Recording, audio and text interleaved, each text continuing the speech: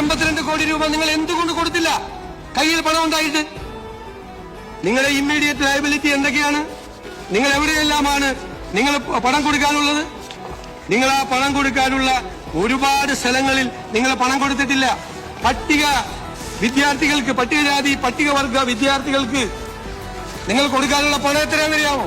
377 കോടി രൂപ. 6000 കോടി രൂപ ബാക്കി ട്രഷറിയിൽ ഉണ്ടായിരുന്നെങ്കിൽ എന്തുകൊണ്ടാണ് ഈ പാവങ്ങൾ കുട്ടികൾക്ക് ഫസ്റ്റ് പ്രയോറിറ്റി ആയിട്ട് കൊടുക്കണ്ടേ? ആ 377 കോടി രൂപ കൊടുത്തോ? നിങ്ങൾ കൊടുത്തോ? 21,000 കോടി രൂപ ജീവനക്കാർക്ക് DA അരിയസ് വെച്ചിട്ടാണ് സർക്കാർ ഇറങ്ങുന്നത്. അത് കൊടുത്തില്ലല്ലോ. എന്നാ 6000 കോടി ബാക്കിയുണ്ട്. ഒരു അരിയസ് കൊടുത്തേക്കാം. തീരുമാനിച്ചില്ലല്ലോ.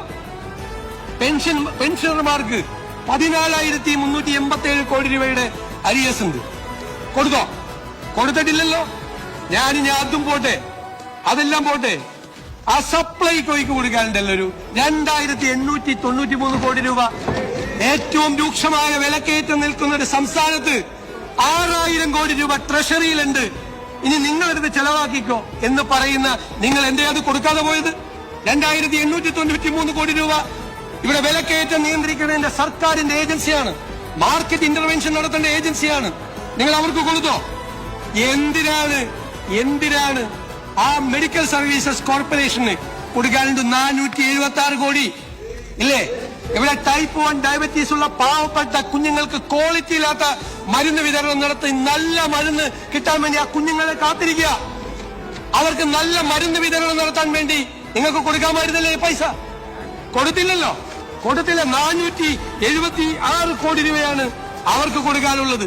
ഞാനിപ്പോ കുറച്ച് സ്കീംസ് മാത്രമാണ് പറഞ്ഞത്. പാവപ്പെട്ടവർക്ക് കൊടുക്കാനുള്ള കാരുണ്യ സ്കീംസിൽ 2017 കോടിയുണ്ട്. നിരവധിയായിട്ടുള്ള ബാധ്യതകൾ. ഇപ്പൊ ഇമ്മീഡിയറ്റ് ലയബിലിറ്റീസ് മാത്രമാണ് ഞാൻ പറഞ്ഞത്. എന്നിട്ടൊരു കഥ ഉണ്ടാക്കുക, എന്നിട്ട് സോഷ്യൽ മീഡിയയിലൂടെ പ്രചരിപ്പിക്കുക. 6000 കോടി ബാക്കി വെച്ചിട്ട് പോയിരിക്കുക. 16-ാം തീയതി നമ്മൾ അധികാരത്തിലേക്കുമ്പോ 2000 കോടിയാണ്. ഞാനിതിനെ കുറിച്ച് എല്ലാ ഡീറ്റെയിൽ ഈ വൈറ്റ് പേപ്പറിൽ എഴുതിയിട്ടുണ്ട്. ട്രഷറി ബാലൻസിനെ കുറിച്ചും ട്രഷറി ബാലൻസിന്റെ സിസ്റ്റത്തെ കുറിച്ചും.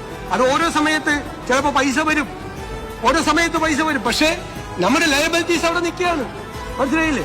ലെജിസ്ലേച്ചർ സെക്രട്ടേറിയറ്റിലെ ജീവനക്കാരൻ 50,000 രൂപ പോക്കറ്റിൽ വെച്ചിട്ട് നമ്മളോട് പറയാൻ കണ്ട ശമ്പളം കംപ്ലീറ്റ് എന്റെ പോക്കറ്റിലുണ്ടെന്ന് ഭാര്യയോടെ ഒന്നും പറയാണ്. ഭാര്യയോട് എന്റെ പോക്കറ്റിലുണ്ട്, ഒരു പൈസ ചെലവാക്കിയിട്ടില്ല. കൊടുക്കാനുള്ള കടക്കാരും വാഴക നിൽക്കുകയാണ്. വാഴയിൽ തുറന്ന പത്രക്കാരനും പാലുകാരനും പലചരക്ക് കടക്കാരനും ഇറച്ചി മേടിച്ചവനും മീൻ മേടിച്ച കൊണ്ടുവന്ന പാവപ്പെട്ട സ്ത്രീയൊക്കെ പുറത്തു നിൽക്കുകയാണ്. എന്നിട്ട് വാതിലടച്ചിട്ട് അകത്ത് നിന്ന് ഭാര്യയോട് പറയാം 50,000 രൂപ ഞാൻ അതുപോലെ ഇവിടെ കൊണ്ടുവന്നിട്ടുണ്ടെന്ന് പറയാം. ഇതെല്ലാം നടന്നത്. ഞാൻ പെട്ടെന്ന് ആളുകൾക്ക് മനസ്സിലാകാന് എന്നോട് ഒരുപാട് പേര് ചോദിക്കുക, സാറിന് നല്ല സുഖമായല്ലോ. ഞാൻ ചിന്തായി അല്ല ധനകാര്യ വകുപ്പല്ലേ? അതെ. ആ പഴയ മന്ത്രി 6000 കോടി ബാക്കി വെച്ചിട്ടല്ലേ പോയേക്കുന്നത്. അടിച്ചു പൊളിക്കാമല്ലോ. അപ്പൊ അവരോടാണ് എന്നോട് ചോദ്യം ചോദിച്ച അവരോടാണ് ഞാൻ ഈ ഒരു ജീവനക്കാരൻ, ശമ്പളം കിട്ടിയ ജീവനക്കാരന്റെ കഥ പറഞ്ഞത്. ഇപ്പൊ മനസ്സിലായല്ലോ, കാര്യം മനസ്സിലായല്ലോ. ഇതാണ് സാമ്പത്തിക അവസ്ഥ. സാർ, ഇതിന് മാറ്റമുണ്ടാകണം. സമ്പദ് വ്യവസ്ഥ ഞങ്ങൾ കമ്പയർ ചെയ്തിട്ടുണ്ട്. ബാക്കിയുള്ള സ്റ്റേറ്റിലെ സമ്പദ് വ്യവസ്ഥയുമായിട്ട് ഓരോ ഇൻഡിക്കേറ്റേഴ്സുമായിട്ട് കമ്പയർ ചെയ്ത് വളരെ മോശമാണ് നമ്മൾ.